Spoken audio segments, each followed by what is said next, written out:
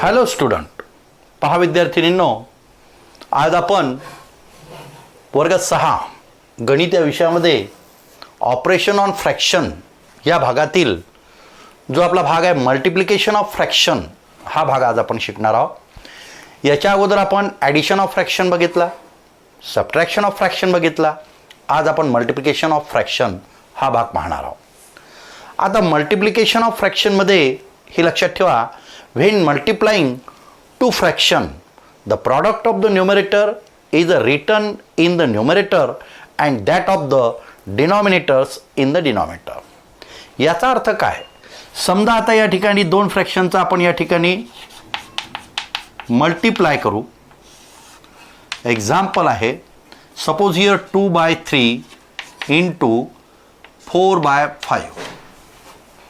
या दोन फ्रॅक्शनचं जेव्हा आपण मल्टिप्लाय करत असतो त्यावेळेला एक गोष्ट लक्षात ठेवायची विद्यार्थिनींनो, या ठिकाणी या वरच्याला न्यूमरेटर म्हणतो आपण, खालच्याला डिनॉमिनेटर म्हणतो। या फ्रॅक्शनमधला न्यूमरेटर 4 आहे, या डिनॉमिनेटर 5 आहे।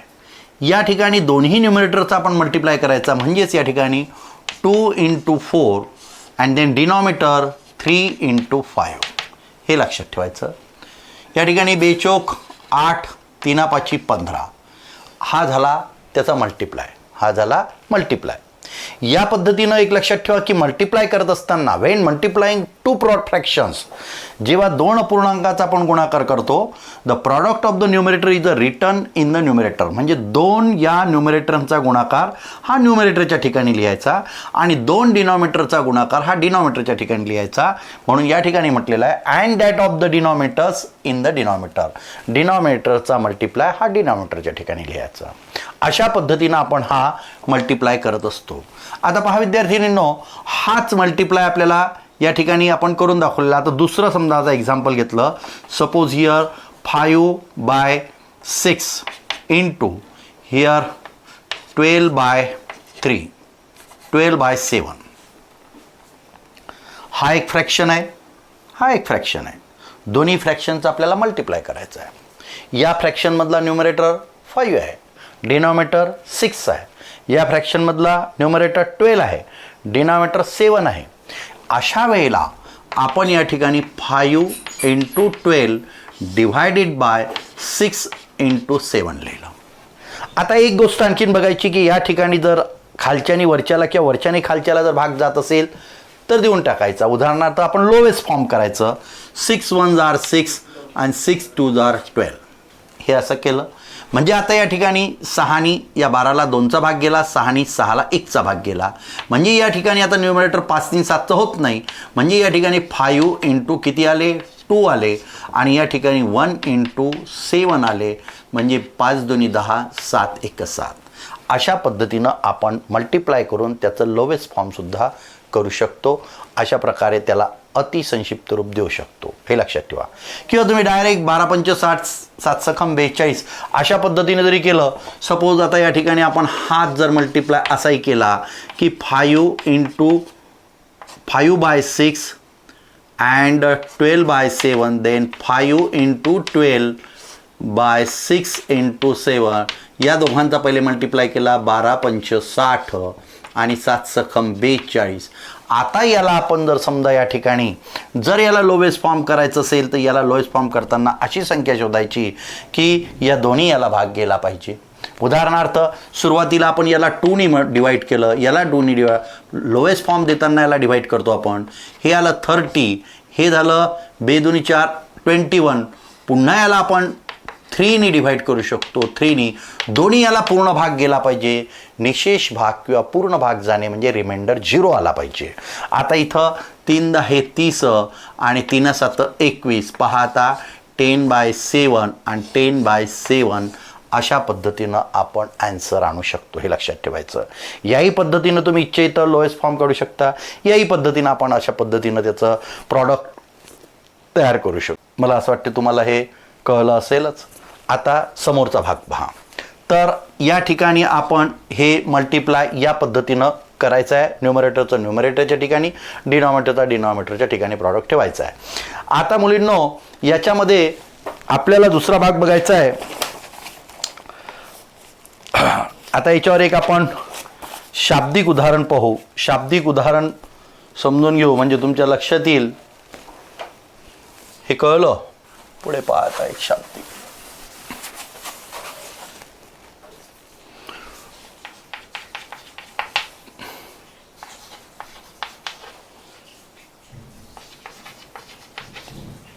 Sulochanabai owns 42 acres of farmland. If she planted wheat म्हणजे गहू on 2/7 of the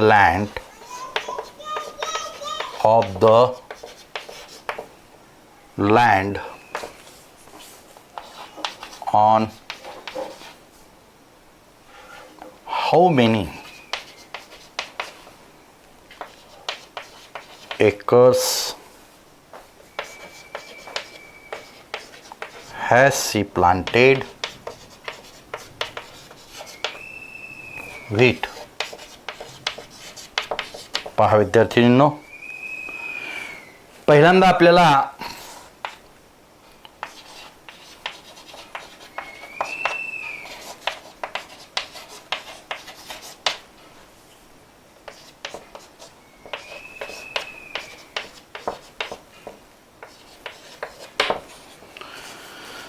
सगळ्यात पहिल्यांदा सोल्युशन करताना या गणितामध्ये पहिली गोष्ट गणितात काय दिलं आहे, काय विचारलाय, कसं करायचं हे समजून घ्यायचं.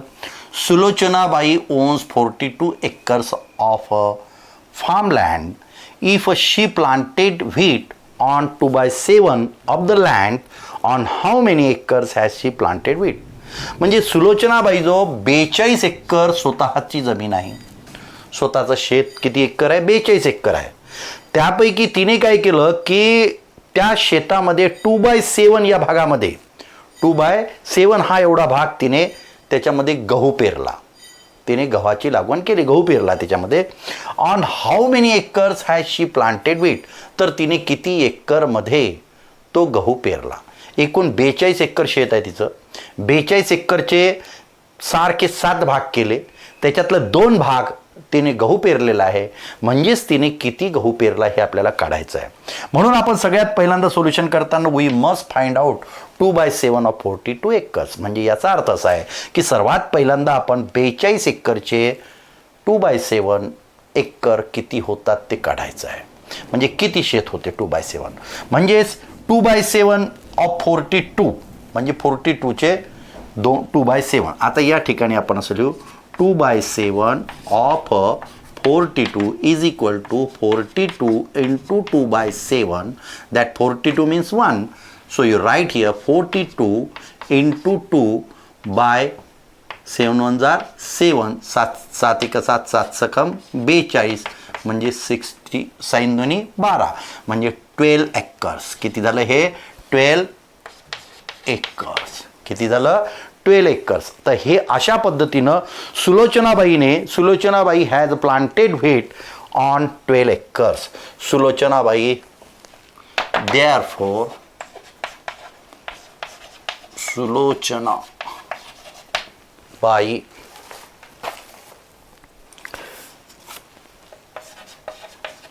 has planted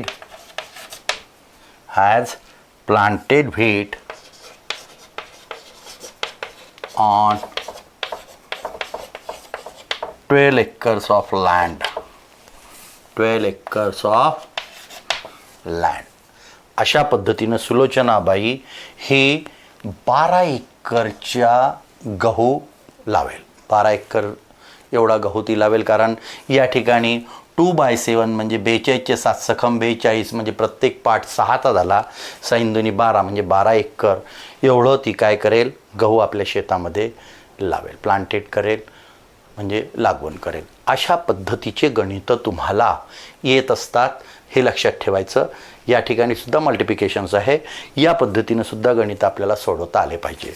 तुमच्या पुस्तकामध्ये तुम्हाला प्रॅक्टिसचे 12 दिलेले आहे, त्याच्यामध्ये मल्टिप्लायचे गणितं एकूण 8 दिलेले आहेत, जे या अगोदर आपण दिले होते तसे. आणि अशा प्रकारचे जे वर्ड प्रॉब्लेम दिलेले आहेत ते 2 दिलेले आहेत. ते वर्ड प्रॉब्लेमसुद्धा अशाच प्रकारे तुम्हाला सोडवता आले पाहिजे. अशा पद्धतीनं ते सोडवायचे आहे. यानंतरचा पुढचा भाग विद्यार्थ्यांनो याच्यामधलाच रेसिप्रोकल ऑर मल्टिप्लिकेटिव्ह इन्व्हर्स. आता रेसिप्रोकल ऑर मल्टिप्लिकेटिव्ह इन्व्हर्स म्हणजे काय, तुम्हाला हा भाग कळला असेलच. तो तेवढा भाग आपण समजून घेऊनच टाकू. म्हणजे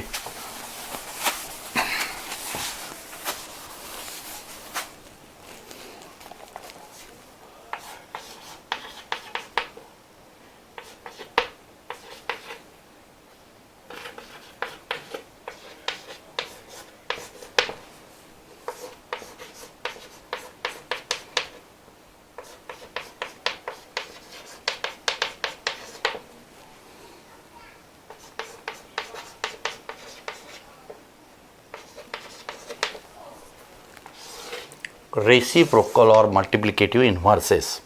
पहा विद्यार्थ्यांनो, रेसिप्रोकल्स किंवा मल्टिप्लिकेटिव्ह इन्व्हर्स याचा अर्थ होतो गुणाकार व्यस्त. काय होतो? गुणाकार व्यस्त. आता when the product of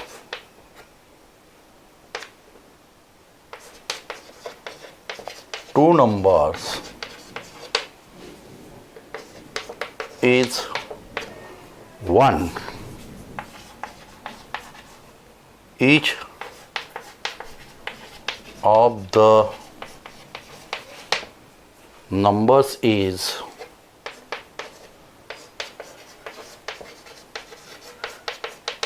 multiplicative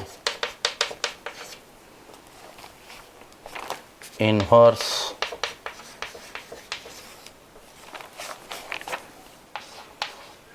or reciprocal of the other.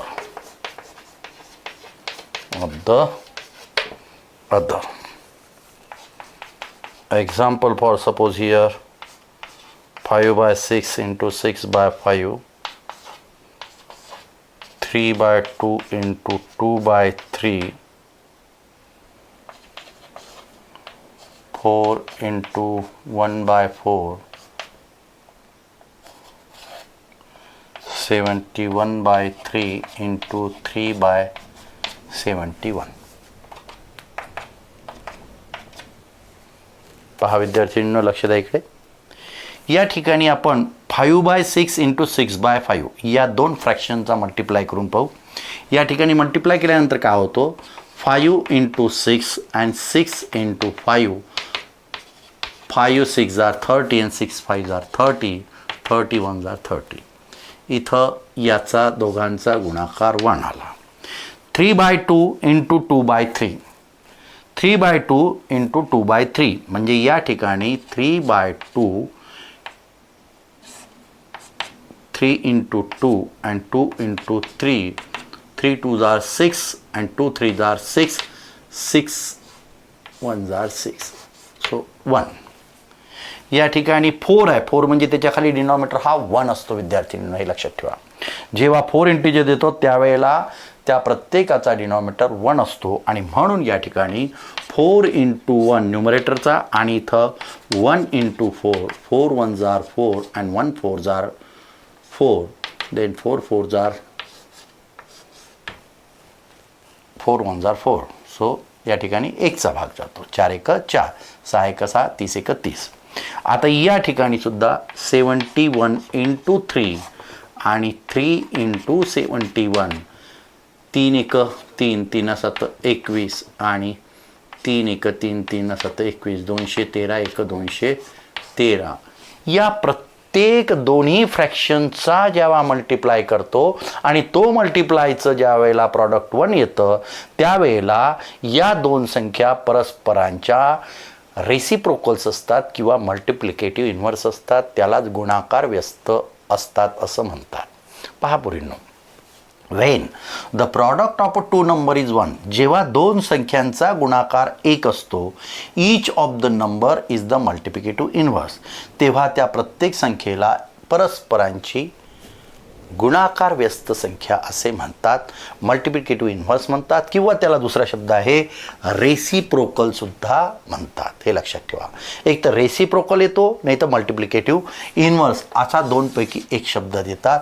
त्या दोन्ही याचा अर्थ एकच होतो, गुणाकार व्यस्त. आणि गुणाकार व्यस्त कशाला म्हणतात? दोन संख्यांचा गुणाकार ज्या वेळेला करतो त्याचा जर गुणाकार 1 आला तर त्या परस्परांच्या मल्टिप्लिकेटिव्ह इन्व्हर्स किंवा गुणाकार व्यस्त संख्या असतात. हे लक्षात ठेवायचं आहे. हा भाग कशासाठी महत्त्वाचा आहे? हा पुढं चालून आपण ज्या वेळेला डिव्हिजनचा भाग शिकू त्यावेळेला या मल्टिप्लिकेटिव्ह इन्व्हर्सचा किंवा रेसिप्रोकलचा भाग त्याच्यामध्ये येतो आणि त्यानुसारच आपल्याला डिव्हिजन करावे लागतात. परंतु त्या अगोदर पहिल्यांदा आपल्याला हा रेसिप्रोकलचा भाग समजणं अत्यंत आवश्यक आहे. आणि म्हणून मला असं वाटते की तुम्हाला हा भाग निश्चितच समजला असेल. हे लक्षात ठेवा.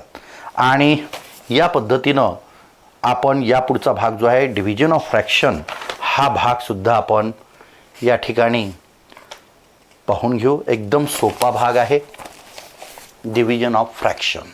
हा रेसिप्रोकलचा कळला. पाहता विद्यार्थिनींनो, रेसिप्रोकल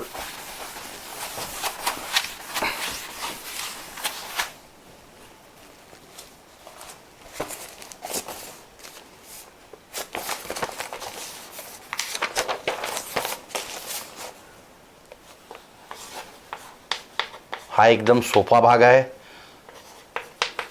आणि मल्टिप्लिकेशन ऑफ फ्रॅक्शन जर आपल्याला आला असेल तर डिव्हिजन ऑफ फ्रॅक्शन हा एकदम त्याच पद्धतीने थोडा चेंज आहे.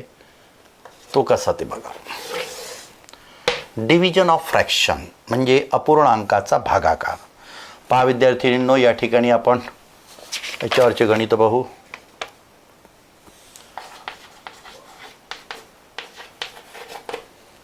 carry out the following divisions असं दिलेलं आहे. समजा आता एक गणित आहे 3/4 डिवायडेड बाय 1/7. दुसरं गणित आहे सपोज हियर 9/5 डिवायडेड बाय 7/11. तिसरा आहे 13/5 डिवायडेड बाय 9/2. आता हे आपण गणित पाहून राहिलो. Carry out the following division म्हणजे या ठिकाणी आपल्याला भागाकार करायचा आहे. एकदम सोपा आहे. पहा पोरींनो, पहिल्यांदा भागाकार करताना या फ्रॅक्शनमध्ये पहिला जो फ्रॅक्शन आहे हा जसाच्या तसा लिहायचा. लिहिल्यानंतर हा जो दुसऱ्या नंबरचा फ्रॅक्शन आहे या दुसऱ्या नंबरच्या फ्रॅक्शनला रेसिप्रोकल किंवा मल्टिप्लिकेटिव्ह इन्व्हर्सच्या स्वरूपात लिहायचा.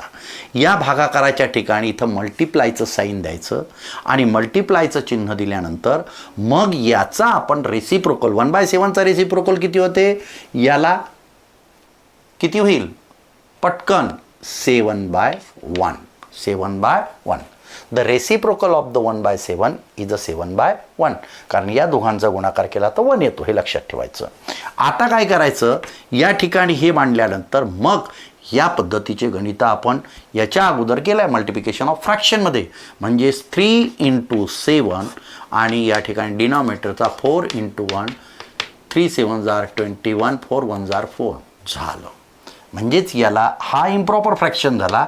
याला पुन्हा 4 मध्ये लिहून 4 5 20 तर या ठिकाणी 5 हा इंटिजर झाला 1. म्हणजे हे कसं केलं आपण 21ला 4ने डिवाईड केलं तर 4 5 20 या ठिकाणी 1 हे रिमाइंडर उरला. जो रिमाइंडर 1 उरतो तो आपण या ठिकाणी न्यूमरेटरच्या ठिकाणी लिहितो. जो डिव्हायजर असतो तो जसाच्या तसा लिहितो. हा जो कॉशंट असतो तो कॉशंट इंटिजरच्या ठिकाणी लिहित असतो.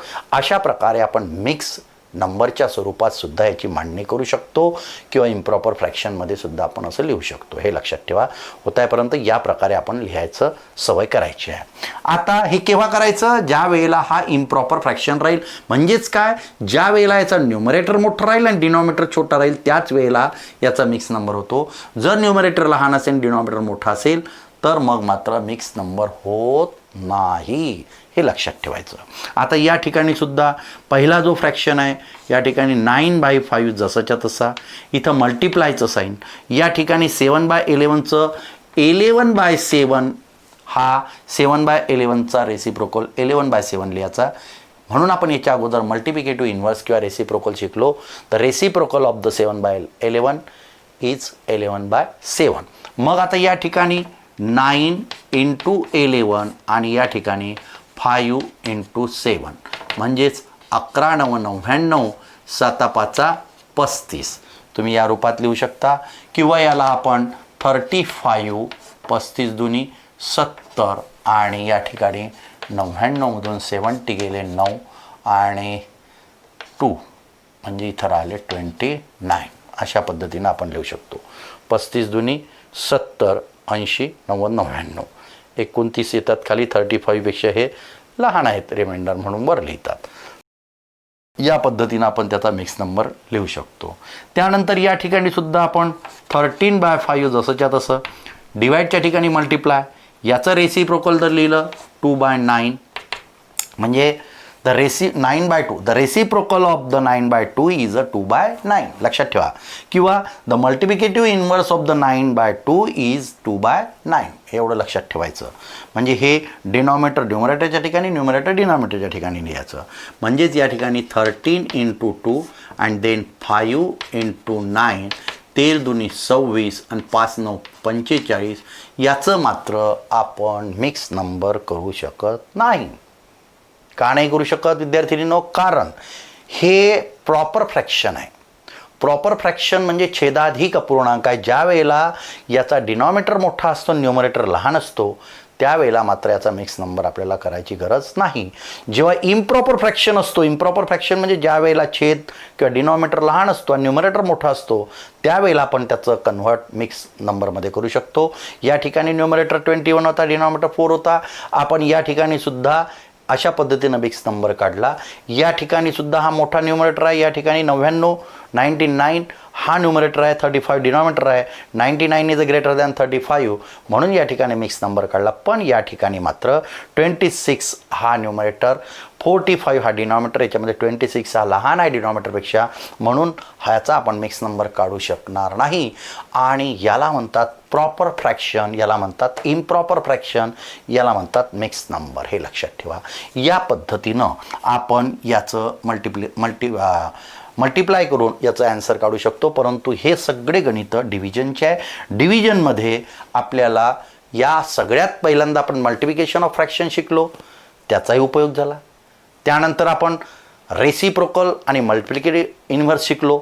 म्हणजेच या ठिकाणी याचा आपण रेसिप्रोकल लिहिला. तो रेसिप्रोकल लिहून न्यूमरेटरचा मल्टिप्लाय केला, डिनॉमिनेटरचा मल्टिप्लाय केला, तो आलेला मल्टिप्लाय या ठिकाणी 13/5 / 9/2 याचं हे एक प्रकारचं ॲन्सर झालं. हे लक्षात ठेवायचं. या पद्धतीनं डिव्हिजनचे गणितं तुम्हाला सोडवता आले पाहिजे. जर तुम्हाला मल्टिप्लिकेशन ऑफ फ्रॅक्शन आलं तर 100% तुम्हाला डिव्हिजन ऑफ फ्रॅक्शन 100% येतात. याच्यात काही शंका नाही. आणि म्हणून प्रत्येक गोष्टीचा प्रत्येकाशी संबंध असतो. याच्या अगोदरचा भाग आपल्याला समजला नीट तरच आपल्याला पुढचा भाग व्यवस्थित सोडवता येतो. आणि त्या दृष्टिकोनातून आपण प्रत्येक भाग समजून घेणं आवश्यक आहे. आलं विद्यार्थ्यांनो? तुम्हाला जर विचारलं की समजा आता या ठिकाणी विचारलं की 2 या ठिकाणी काही गणितं देतात तुम्हाला, प्रॅक्टिस सेटमध्ये दिला आहे. Write the reciprocal of the following number. Suppose here 9 आहे. या 9चा रेसिप्रोकल किती आहे? मग या ठिकाणी लिहायचं द रेसिप्रोकल ऑफ 9 इज या 9च्या खाली डिनॉमिनेटर किती असतो? 1. म्हणून याला 1/9 लिहायचं. हे लक्षात ठेवायचं. समजा आता या ठिकाणी दुसरं गणित आहे 2/11. या ठिकाणी the reciprocal of 2 by 11 is 11/2 अशा पद्धतीनं आपल्याला रेसिप्रोकल लिहिता आले पाहिजे, हे लक्षात ठेवा. तुम्हाला विद्यार्थिनींनो एक लक्षात ठेवा की प्रॅक्टिस सेट 13मध्ये अशा प्रकारे पहिल्या प्रश्नाचे उत्तर लिहायचे आहे आणि carry out the following division या पद्धतीनं आपल्याला करायचे आहेत, एवढं लक्षात ठेवायचं. अशा पद्धतीनं हे पूर्ण प्रॅक्टिस सेट 13 तुम्हाला करायचं आहे. त्याचप्रमाणे प्रॅक्टिस सेट 12 हा सुद्धा तुम्हाला करायचा आहे. प्रॅक्टिस सेट 12 या प्रॅक्टिस सेट 12मध्ये तुम्हाला मल्टिप्लाय दिलेले आहेत, त्या मल्टिप्लायचे गणित पूर्ण करायचे आणि प्रॅक्टिस सेट 13मध्ये तुम्हाला या ठिकाणी रेसिप्रोकल लिहायचे आहे आणि डिव्हिजनचे गणित करायचे आहे. हे गणित तुम्हाला करायचे आहे.